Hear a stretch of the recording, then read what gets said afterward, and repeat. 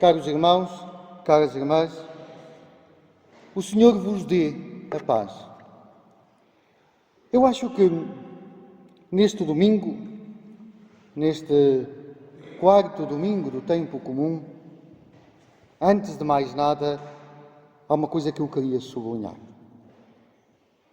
Tantas vezes nós podemos confundir e perguntar, mas afinal, o que é a vida cristã? O que é ser cristão? E depois, às vezes, parece que há tantas coisas. E é verdade. Agora, há uma hierarquia. E, em primeiro lugar, por que é que somos cristãos? Porque Jesus Cristo nos chamou a segui-lo. E para quê? Para a felicidade. Escutamos as bem-aventuranças. E bem-aventurados é uma palavra que às vezes pode estar longe de nós e parece que não diz nada. E por isso, tantas vezes, bem-aventurados os pobres em espírito também é traduzido por felizes os pobres em espírito. E se calhar felizes diz-nos mais alguma coisa. Compreendemos melhor. Mas bem-aventurados é mais que felizes, é muito mais que felizes. Diz mais. Então, irmãos e irmãs, somos chamados à vida cristã.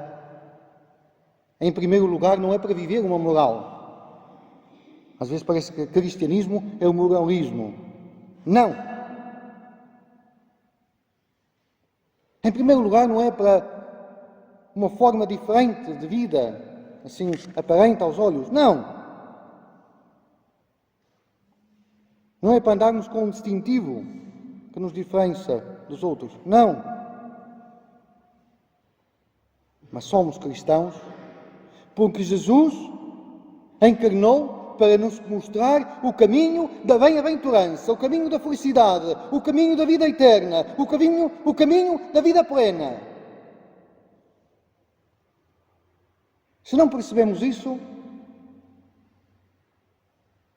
diz-nos São Paulo, somos os mais infelizes de todos os seres. Não quer dizer que a nossa vida às vezes não é um vale de lágrimas, como dizemos na Salve Rainha. Não quer dizer que agora somos doidinhos que não vemos o mal ou as dificuldades. Não! Mas somos discípulos de Jesus. E vamos ver já a seguir o que é que são verdadeiramente as bem-aventuranças. E a porta de entrada para as bem-aventuranças é o primeiro, um coração pobre. Na primeira leitura, Sofonias diz-nos que no meio de vós deixarei um povo humilde, um povo que acolhe a palavra do Senhor. E Sofonias tem diante dos olhos algo que vai acontecer a Israel. No exílio da Babilónia, os senhores de Israel e de Jerusalém, aqueles que pensavam que tinham tudo seguro, aqueles que tantas vezes confiavam em si mesmos e na sua arrogância, foram todos para o exílio. E quem ficou em Jerusalém foi um povo pobre. Mas foram aqueles que a Bíblia chama de Anoim, os pobres de Yahvé. Aqueles que acolhiam a palavra do Senhor. E também São Paulo vem a constatar isso. São Paulo, nesta sua carta aos Coríntios, diz, olhem, na vossa comunidade não é que há grandes senhores, grandes sábios, grandes doutores, porque tantas vezes aqueles que pensam que são grandes confundem-se.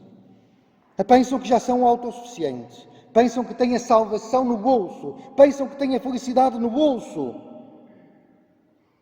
pensam que a felicidade depende do dinheiro, do poder, da fama. E às vezes, se nós observarmos, coitados, miseráveis.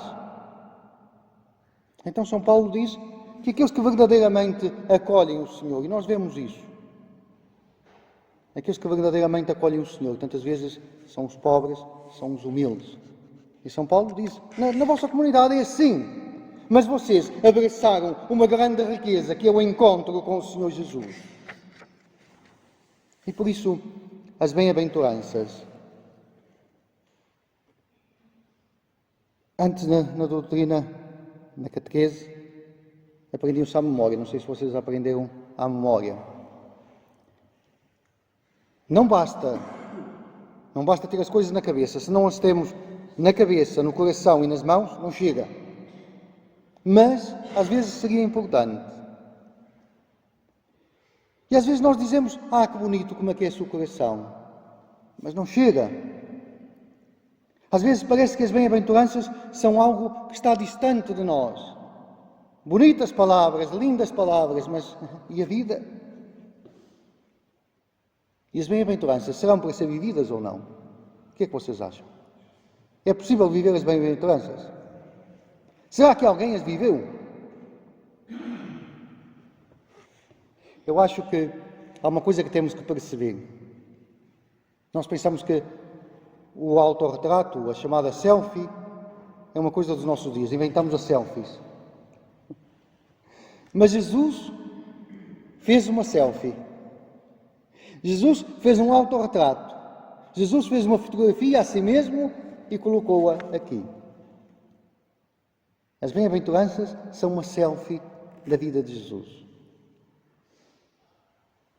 São um autorretrato de Jesus. Quando Jesus fala das bem-aventuranças, essa foi a sua vida, foi assim que ele viveu. Isto é importante, porque se eu tivesse que agora começar nas bem-aventuranças, começava agora de uma por uma, e estávamos aqui, até ao próximo domingo. Mas digo-vos só isto, a porta da entrada é a primeira. Bem-aventurados os pobres em espírito, que não são os miseráveis que o mundo constrói. Isso é outra história. Os pobres em espírito são aqueles que sabem que somos assim. Somos frágeis. Somos pobres. Mesmo que tenhamos muita coisa, somos pobres. Somos pecadores. Não temos a salvação em nós. Não somos autossuficientes. Não temos tudo. Mas temos uma coisa. Temos uma coisa. Temos o amor de Deus. O pobre espírito é aquele que não sabe, é que sabe que não tem tudo, mas sabe que tem Deus. E Deus é tudo. Dizia São Francisco, meu Deus e meu tudo. E por isso, as bem-aventuranças são o caminho da felicidade que todos somos chamados a construir. Somos chamados a superar a Sexta-feira Santa, que tantas vezes é a nossa vida, e a pensar na ressurreição, graças às bem-aventuranças. Jesus veio nos trazer a alegria, e a alegria verdadeira. E a alegria é o que todos nós procuramos. A felicidade é o que nós todos procuramos. Todos, toda a humanidade. Às vezes erramos o lugar onde a encontrar. O primeiro grande sinal de Jesus, segundo São João, qual é? O primeiro grande milagre de Jesus. As bodas de Caná, onde Jesus transforma a água em vinho. E como sabemos, o vinho é sinal de alegria, a alegria verdadeira. Por isso, todo aquele vinho em abundância, não para que ficassem todos com os copos, mas para que tivessem a alegria verdadeira. E, como sabeis, todos conhecem a expressão fazer vinho a martelo? Não. Fazer o vinho a martelo. Nunca ouviram a expressão? Pronto. Estava tudo parado, eu não sabia se é o frio que não deixa mexer. Fazer vinho a martelo.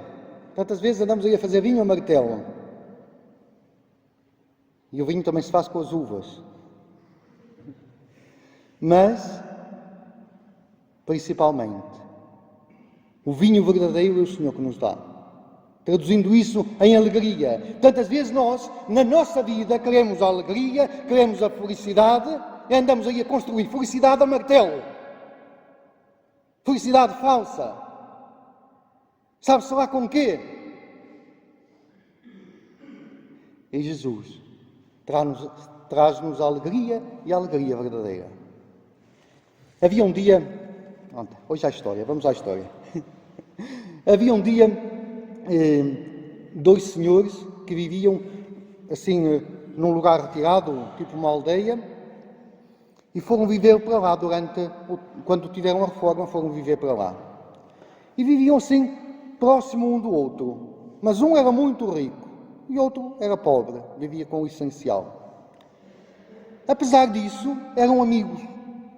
E de vez em quando juntavam-se para beber um copo juntos. Beber um copo era falar, era estarem, era conversar, era partilhar tanta coisa. E eles faziam isso.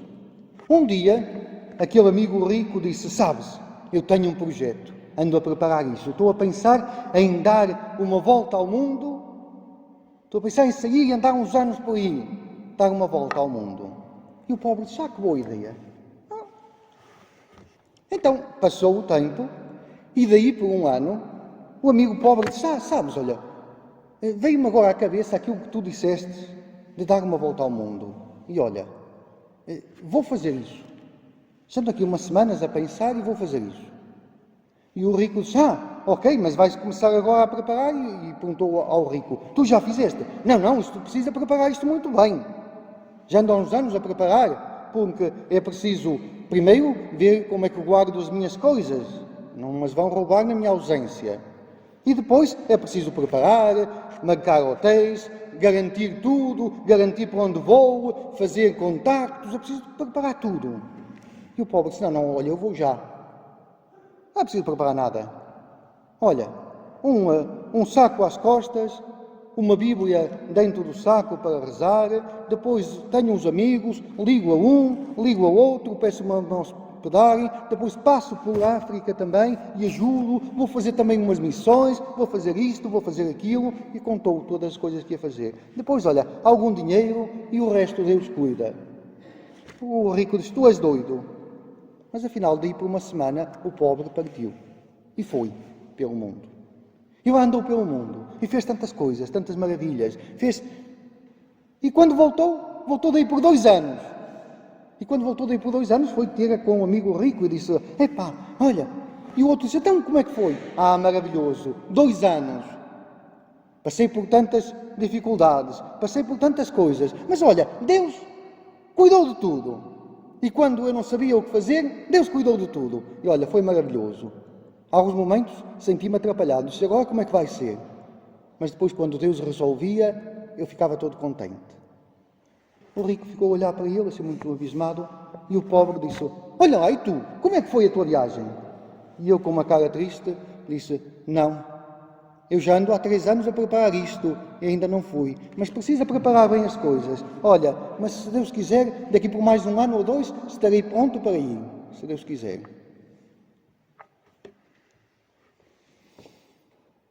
Às vezes, o problema é quando as coisas nos prendem. O problema é quando vivemos prisioneiros. E por isso, às vezes nós pensamos que os ricos são só aqueles que têm muita coisa. Mas às vezes podemos ter pouco e viver a vida inteira agarrada a isso. Por isso, pobreza e riqueza não é uma coisa de tanto aquilo que temos, mas é como é o nosso coração, como vive o nosso coração. E tantas vezes podemos viver agarrados ao poder, à riqueza, ou aos bens, melhor dizendo, aos bens, à fama. Outras vezes podemos viver dizendo: Senhor, olha, estás a ver? Sou pobre, sou miserável, sou o que sou, mas Tu és o meu Deus e o meu tudo. E quando é assim, depois tudo o resto vem por acréscimo. Por isso, repito o que disse ao início: ser cristão escolher a felicidade. Mas os caminhos de Deus às vezes são diferentes dos nossos. E nós arranjamos os nossos caminhos para a felicidade, os nossos esquemas para a felicidade, mas Deus diz-nos que às vezes são diferentes. Mas é a bem-aventurança, a felicidade verdadeira que Jesus nos veio trazer. E Ele veio nos trazer o vinho verdadeiro e nós andamos aí a fazer vinho a martelo. Seja louvado o nosso Senhor Jesus Cristo.